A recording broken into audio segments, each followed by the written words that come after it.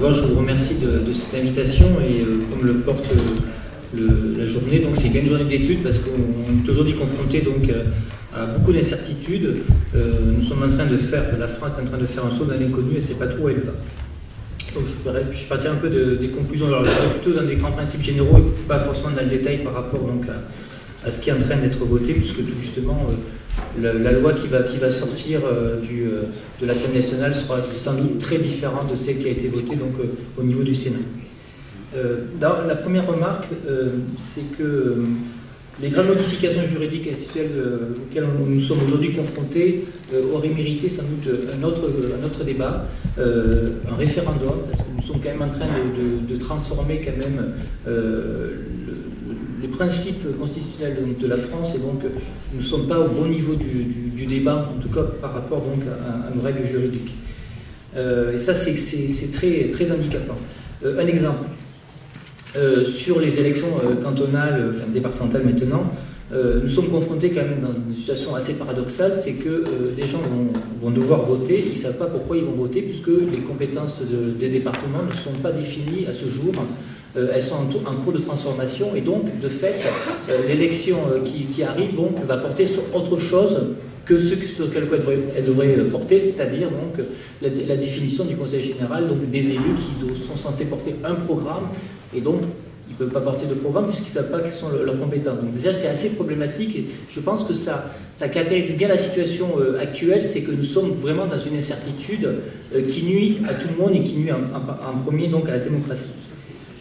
Néanmoins, cette réforme, elle est dans la continuité de réformes beaucoup plus anciennes, comme tu as dit dans ton introduction, donc la RGPP, donc on a commencé à mettre en place pas mal de principes un peu généraux de fonctionnement, ce qu'on appelle le nouveau management public, ou new management public si on prend le terme en anglais, donc ça vient assez loin. Donc déjà, première chose que je dirais, l'État n'est pas en crise, mais il change de nature. Saki Hasasen, une sociologue américaine qui a beaucoup travaillé sur le lien entre État et ville et organisation des métropoles, a bien dit l'État n'a pas été englouti par le processus de dérégulation, mais il est devenu un acteur majeur de ces changements. Donc certes, l'État-nation est à crise, il y a un processus de dénationalisation, mais pour autant l'État n'a pas disparu. Et tout justement, il y a des sortes de création d'un État, on va dire, globalisé, où on se retrouve donc avec des principes qui sont communs donc à différents pays. Et notamment, ce qui est en train de se constituer, c'est des villes globales, au sens de la métropole, pas forcément au sens français de la ville, qui sont en compétition entre elles. Alors, pour bien ne pas se tromper au débat, il faut bien avoir conscience qu'on a aujourd'hui deux compétitions. La première, c'est une compétition territoriale dont je vous parle. Les territoires sont en compétition entre eux. Ça, c'est la plus visible.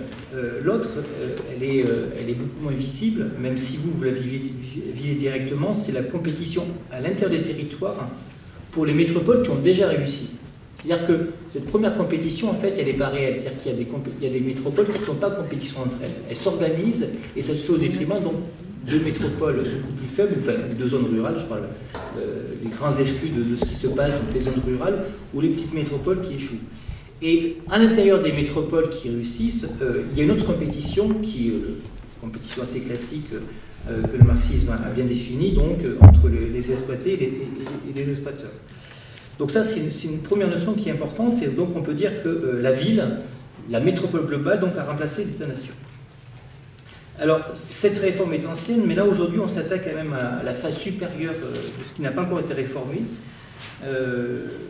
Et qui a bien été défini par une autre américaine, Wendy Brown, qui a développé les travaux de Michel Foucault sur le rôle de l'État, des vieux travaux, donc, notamment de leçons qu'il avait fait en 70-79 au Collège de France sur le libéralisme et qu'est-ce que l'État. Donc aujourd'hui, ce qui s'impose, c'est une rationalité néolibérale qui pousse à la compétition de tout le monde. De tout le monde, pas que les individus, mais aussi des structures entre elles. De façon donc à imposer une norme, ce qui n'a rien à voir avec le libéralisme historique d'Adam Smith et tout cela, où il y avait quand même derrière aussi une importance donc de maintenir un cadre démocratique. Aujourd'hui donc, cette logique, donc on l'a bien dit, plusieurs intervenants l'ont dit, c'est que la logique économique prend le dessus sur la logique politique, mais cette logique économique, c'est une logique de compétition. Et forcément, dans cette compétition, tout le monde n'est pas à égalité. Alors aujourd'hui, on s'attaque au territoire. Et il suffit de lire donc la loi, comment elle s'appelle, la loi de modernisation de l'action publique territoriale et de l'affirmation des métropoles. Alors, par rapport à ça, je dirais plusieurs choses. D'abord, la logique actuelle auquel on est confronté. On va considérer le territoire à définir, département, région, quel département, comme une entité autonome à optimiser en interne selon une rationalité marchande, c'est-à-dire avantage-coût, en compétition avec d'autres territoires. Cette compétition permettrait d'améliorer l'efficacité des territoires. Alors, je peux remplacer territoire par autre chose. Je peux remplacer territoire par université, c'est la même chose. C'est-à-dire que la loi de modernisation, toujours il y a le mot modernisation qui apparaît des universités, c'est pareil. On a considéré les universités comme des entités autonomes, comme en compétition les unes avec les autres. Alors, sur cette question du territoire, c'est quoi le territoire? On a bien qu'il y ait une loi spécifique là-dessus. C'est les départements, c'est des fusions de régions, c'est quel type de région va-t-on fusionner? Vous avez eu tout le débat qu'il y a eu. Est-ce qu'on va fusionner donc Champagne-Ardenne avec telle ou telle région? Est-ce qu'on va prendre des petits bouts de départements? Est-ce qu'on va créer la Bretagne historique en prenant le Loire-Atlantique pour la mettre dans la Bretagne? Donc voilà, il y a cette question des territoires qui est importante. La logique derrière, alors les fameux 14 milliards d'économies que cela peut entraîner, c'est que ça favorise les économies d'échelle. Donc si on regroupe, ça favorise les économies d'échelle. Sauf l'économiste que je suis, je sais très bien qu'à un moment, donc, il n'y a plus d'économies d'échelle, au contraire, donc, s'entraîne donc des coûts supplémentaires. Deuxième chose, l'efficacité de la compétition qui est en cours par rapport à la coopération. Parce que le problème auquel on est aujourd'hui confronté, c'est que par rapport à la logique, on appelle ça peut-être la logique étatique ou la logique nationale, pour les écologistes, on présenterait ça autrement, c'est la logique de la compétition contre la logique de la coopération. Qu'est-ce qui oppose les deux types de logique? C'est que dans la logique de la coopération, on ne considère pas les régions comme des régions concurrentes entre elles, on considère qu'il y a des principes généraux qui sont définis par l'État et que ces principes généraux s'appliquent à toutes les régions. Donc ça, c'est la coopération. Aujourd'hui, on considère que ça, c'est inefficace. Alors, dans les années 80-90, on appliquait d'abord ça donc, sur les questions des entreprises. Aujourd'hui, on applique ça à n'importe quoi, et notamment donc, les territoires. Et ce non-débat entre compétition des territoires ou coopération des territoires entraîne aussi une dépolitisation du débat. C'est pas une question politique, c'est une question purement d'efficacité, une question technique. Est-ce qu'on coopère ou est-ce qu'on est en compétition? Troisième élément aussi par cette notion de territoire, c'est que le territoire n'est pas la métropole. Ce que j'ai dit un peu tout à l'heure, on exclut de fait tout ce qui n'est pas dans le cadre métropolitain et donc les zones rurales. D'ailleurs, par rapport à ça, je citerai un livre très intéressant de Laurent Dalty sur la fracture territoriale qui montre ce qui s'est passé donc, les dernières années, donc ces fractures territoriales qui sont mises en place. Pareil, ça c'est quelque chose que vous connaissez, surtout si vous allez changer de département ou de région. Vous voyez que on voit bien qu'aujourd'hui il y a une inégalité de fait dans des mêmes services publics selon là où on exerce son activité. Alors, trois questions ont été posées dans cette table ronde, donc je vais les aborder l'une après l'autre. La première, c'est la question démocratique. C'est la question la plus importante, puisqu'aujourd'hui, donc, on est en train donc, d'effacer la démocratie en réduisant les échelons pour accélérer les décisions politiques. Donc ça, c'est au niveau de la démocratie représentative.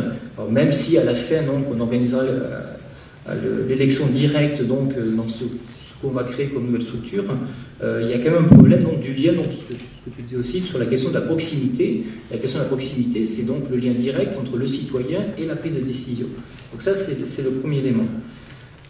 Et puis l'autre élément aussi dans tous ces textes, c'est qu'il peut y avoir un processus, il y a un processus démocratique, il y a une élection, mais il y a une concentration des pouvoirs au sein du président.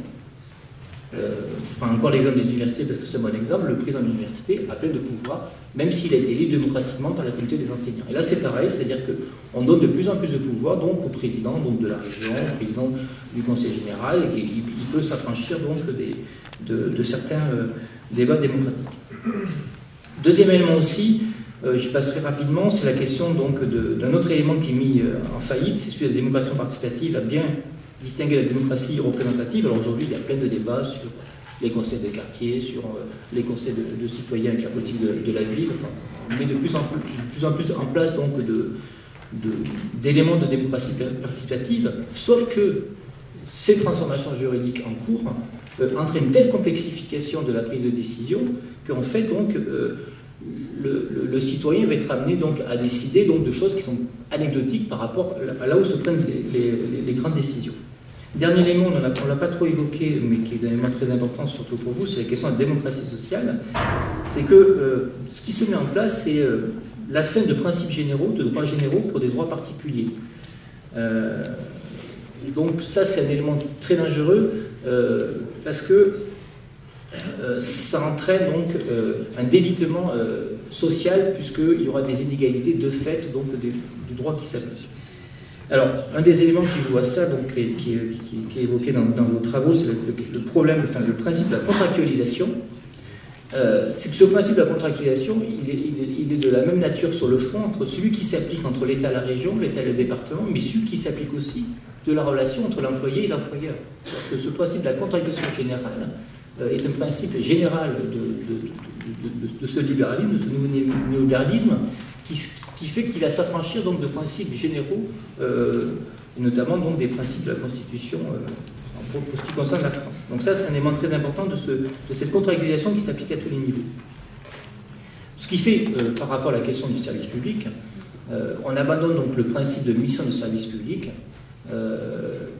pour revenir donc à du droit du travail classique, donc d'un contrat de subordination où on considère que le fonctionnaire, c'est un salaire comme une autre, il n'a pas de mission particulière, il a un contrat de subordination vis-à-vis de son employeur. Alors, par rapport à la question qui est posée, pour les écologistes, on est très très loin de l'État fédéral. Parce que l'État fédéral, ça ne veut pas dire qu'on s'affranchit de principes généraux du droit. Ça ne veut pas dire qu'on libère, comme ils disent, Macron notamment, donc les énergies. Non, il reste toujours donc un cadre général. Donc, on l'a très bien vu sur notre opposition commune par rapport à la question du travail du dimanche. Il y a des principes généraux sur lesquels donc personne ne peut s'affranchir, et surtout localement, on ne s'affranchit pas de ces principes généraux. Donc ça, c'est un élément important. Donc ici, on est plutôt donc, sur un nouvel État qui se met en place. Alors ça, c'est sur la deuxième question que moi j'appelle la question territoriale et la question productive. On a évoqué la question donc de fini la data, fini donc cette importance, fini le Conseil général du plan, fini donc cet État stratège. Or aujourd'hui, pourtant, dans cette crise systémique auquel on est confronté, il faudrait plutôt améliorer le lien entre le global et le local. Il faudrait améliorer la gestion des biens communs, que ce soit l'eau, que ce soit l'éducation, que ce soit tous ces services publics à la française, tous ces services qui sont gérés localement ou à une échelle intermédiaire. Il faut se rapprocher donc de la question de la consommation et de la production. Donc là, il y a la question donc de cette logique territoriale et productive qui est très importante pour les écologistes, notamment avec d'autres termes dont on ne parle pas dans ces textes de loi, on en parle ailleurs. C'est la question donc de la transition énergétique, c'est la question donc de la résilience. Tout ça, ça se fait à l'échelle du territoire, et il faut quand même s'intéresser à la manière dont on va organiser donc ces transitions-là. Donc je dirais que l'État devient normatif, il impose des règles par en haut, mais il n'est pas donc, il a abandonné son État, son État en 1945, l'État stratège. Dernière question sur la question économique et la politique d'austérité. Ça, c'est un peu en lien avec ce que j'ai dit précédemment. On tend vers un autre État. L'État n'est pas affaibli, l'État devient donc, par ailleurs, devient donc l'État normatif qui organise la compétition territoriale comme il a organisé d'autres compétitions comme celle des universités. Et ça, c'est quelque chose qui vient de très très loin. Donc, je reviens sur une personne que j'ai citée tout à l'heure, Wendy Brown, c'est quelqu'un, ça fait déjà plus de 10 ans qu'elle travaille là-dessus, 20 ans même, qui a bien montré donc ce changement de la nature de l'État. Et ce changement de la nature de l'État, c'est ça qui détruit les principes démocratiques, puisque de toute façon, on va centraliser sur des lieux de pouvoir, et ces lieux de pouvoir ne sont plus des lieux de pouvoir politique, mais des lieux de pouvoir économique. Et c'est pour ça qu'il y a aussi donc une certaine cohérence de ce qui peut se passer au Brésil, en Allemagne, en France ou ailleurs, c'est que ces gens-là discutent entre eux, appliquent les mêmes principes. Après, il y a aussi des acteurs importants comme l'OCDE qui participent donc à la généralisation de ces principes, mais voilà. Donc on est vraiment dans un changement de nature de l'État, il ne faut pas donc l'oublier. Donc par rapport à la logique même très ancienne donc, du premier forme de libéralisme, donc, on ne laisse surtout pas faire la main invisible du marché Au contraire, l'État est très présent, est un acteur important de cette transformation. Alors, par rapport à la double compétition que je citais tout à l'heure, et il faut bien avoir conscience, c'est que la baisse des dotations aux collectivités territoriales, avec un transfert de compétences, qu'est-ce qu'elle produit aujourd'hui? Elle produit une augmentation des inégalités territoriales. C'est-à-dire qu'il y a ceux qui pourront se substituer à l'État et ceux qui ne pourront pas se substituer à l'État. Et en tant que conseiller de Paris, donc, qui a un statut particulier, donc d'être à la fois donc, ville et département, je vois concrètement que Paris peut faire des choses que plein de départements ou des régions sont dans l'incapacité donc, de le faire. Même Paris par rapport à la région de France, puisque Paris est plus riche que la région de France, mais ça c'est le problème français donc, du fait qu'il y a plus de pouvoir, enfin, il y a plus d'argent dans les communes que dans les régions. Donc ça c'est un vrai problème aujourd'hui, parce que ça participe aussi à la difficulté d'organiser une lutte globale, puisque tout le monde n'est pas dans la même situation de départ. Et qu'on est souvent dans ce type de délitement, donc de penser d'abord à défendre son précaré, plutôt donc à construire la lutte globale qui permet donc de gagner pour tout le monde. Donc ça, c'est un risque qu'il faut bien avoir en tête, parce que les inégalités territoriales, elles augmentent et elles vont s'accélérer avec l'avenir. Et si vous suivez un peu le débat parlementaire actuellement sur ce qui se passe, on voit qu'il y a d'énormes lobbies qui passent d'abord à défendre leur précaré, soit leur département, soit la spécificité de leur département, soit leur métropole surtout, puisque c'est la métropole qu'on va construire. Donc Paris se défend bien, Lyon se défend bien, Marseille un peu moins, mais il y a d'autres éléments qui y participent. Voilà. On est dans une logique donc totalement différente où chacun défend sa peau et il n'y a plus du tout d'intérêt général. Donc ça, il faut en avoir conscience. Pour conclure, rien n'est encore acté. Ça, c'est ça qui est important. Que la loi bouge, qu'il y a des fois donc, des choses qui sont plutôt intéressantes dans ce qui peut s'organiser. Sur le transport, il y a des choses qui ont quand même évolué, à mon avis, plutôt positivement, mais ça c'est peut-être un autre débat.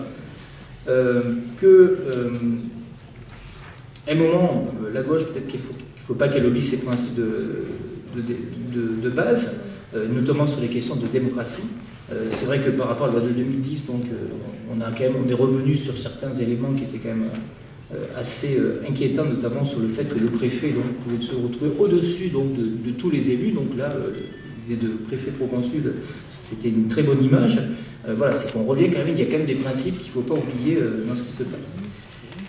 L'autre élément aussi qui est important, c'est que ce processus est totalement inefficace. C'est-à-dire que ce qu'on vote, ces transformations que l'on vote, elles produisent des effets totalement contraires aux objectifs et qui étaient donc anticipés. Aux États-Unis, où les nouveaux managers publics, ça fait très longtemps qu'on est revenu en arrière parce qu'on s'est rendu compte qu'une logique de compétition et une logique de concurrence sont deux logiques totalement différentes. Entre l'objectif d'une entreprise de maximiser son profit et l'objectif d'une collectivité ou d'un organisme public donc de gérer l'intérêt général, c'est deux choses différentes qui nécessitent des modes d'organisation différents. Et que si on confond les deux, on n'arrive pas donc à l'efficacité donc de la chose publique. Donc, parce qu'il ne faut pas oublier, au départ, c'était ça. L'idée, c'est que les entreprises, le mode d'organisation des entreprises fonctionne mieux que les organisations publiques. Or, aujourd'hui, on voit bien que c'est le contraire. Donc, c'est pour ça que cette inefficacité donc, est un élément qui nuit aux transformations. Et un exemple très récent, c'est sur la question des universités. On voit très bien que la mise en concurrence des universités donc, est totalement inefficace. Et donc, aujourd'hui, on repense donc à remettre de l'argent public, à refaire de la coordination entre universités, puisque c'est plus efficace que la mise en concurrence. Voilà donc pour conclure, donc, disant que ce qui est important aujourd'hui, c'est vraiment, notamment, donc c'est important que votre journée d'études, c'est de reconstruire des solidarités collectives qui dépassent donc pas uniquement la question catégorique professionnelle, mais aussi la question des territoires. Parce que pour moi, c'est la plus grande inquiétude que j'ai, c'est cette concurrence entre les territoires auquel les acteurs ont tendance à participer plutôt que de penser au-delà de leur territoire.